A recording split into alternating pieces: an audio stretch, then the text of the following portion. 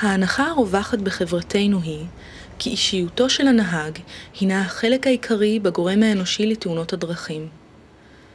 הנחה זו הינה אינטואיטיבית ומושרשת, אבל שגויה. ממצאים מחקריים מעידים כי מבחנים פסיכולוגיים אישיותיים מסבירים רק בין 2 עד 5% ממקרי מעורבותם של נהגים בתאונות.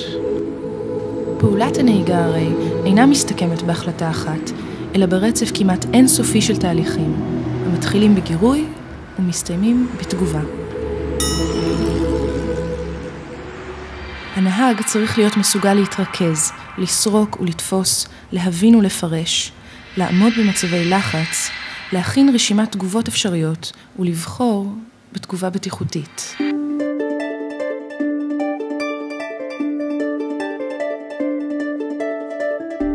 ליקוי בכל אחד מהשלבים הנדרשים יעלה את הסיכוי שאותו נהג יהיה מעורב בתאונות. חיוני אם כך להעריך את כישוריו האובייקטיביים של כל נהג בתחומים אלה. פיתוח מערכת ה-VTS בא כדי לפתח כלי אשר ביכולתו לזהות מבעוד מועד ליקויי תפקוד המביאים בלית ברירה למועדות לתאונות.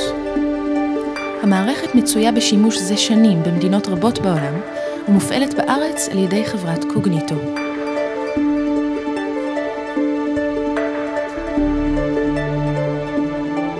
אם אנחנו ננפה 4.5% נהגי פרייבט, אנחנו נחסוך כמעט 17% מהתאונות. הבחינה נמשכת בין 70 ל-90 דקות. במהלכה עובר הנבדק סוללה של כ10 מבחנים.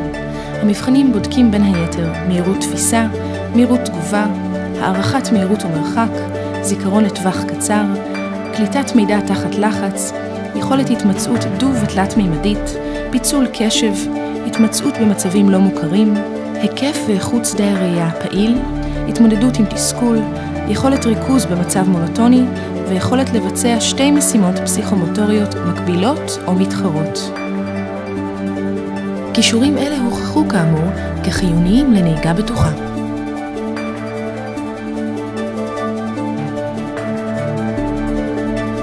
יכולתה של המערכת לנבא מראש מיהו נהג המועד לתאונות נבדקה במחקרים רבים ונעה בין 70 ל-90% דיוק. אם אתה תעשה סלקציה של הנהגים המקצועיים עם הנתונים שלנו בארץ, אתה תחסוך סדר גודל של 40 הרוגים בשנה. וזה לא מעט.